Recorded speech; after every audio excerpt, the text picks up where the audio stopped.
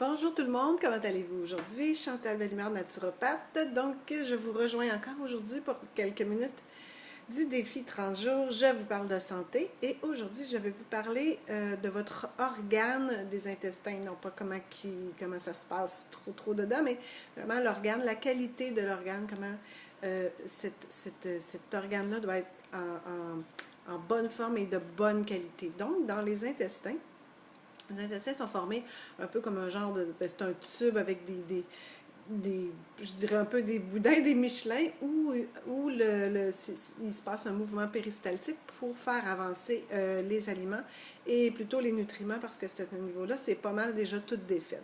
Et dans ces intestins-là, ce qui est important, c'est d'avoir une belle perméabilité. Ça veut dire que l'intestin doit être en santé, ne pas avoir de trous pour laisser passer les nutriments, les toxines qui passent et qui pourraient retourner dans le sang.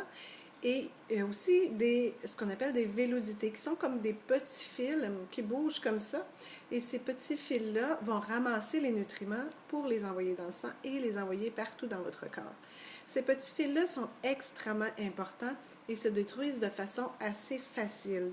Donc, c'est très important qu'ils soient en bonne santé. Les gens qui ont des pathologies d'intestin, comme les gens qui sont cœliaques, les gens qui sont allergiques au gluten, sévères, eux autres, ils ont, s'ils ne mangent pas comme il faut, ces petits fils-là, quand ils rencontrent un élément toxique, vont se fermer, dont le gluten, vont se fermer, ils vont tout laisser passer dans l'intestin, ce qui va faire que tout va passer tout droit, la personne n'aura pas de minéraux, ne va pas ramasser ses vitamines et va se retrouver en déficience grave du système. Beaucoup de gens ont des problèmes avec ces petites vélosités-là et aussi ce qu'on appelle des leaky gut, c'est-à-dire avec la perméabilité des intestins, ce qui fait qu'ils se ramassent dans le système avec beaucoup de toxines qui reviennent et qui retournent. Et là, le système ne sait plus trop quoi faire avec. Qu'est-ce qu'il va faire? Il va ramasser ces toxines-là, les mettre dans un corps gras et les loger en quelque part jusqu'à temps qu'il puisse faire quelque chose avec. Et ça va arriver, bon, éventuellement, mais quand il va prendre cette particule de gras-là pour la changer en glucose, eh bien, la toxine va retourner dans le sang, va se retrouver dans les intestins et on peut se faire un petit scénario de ce qui peut se passer dans les intestins. Alors, très important, que cet organe-là, comme tous les organes d'ailleurs, soit très en santé.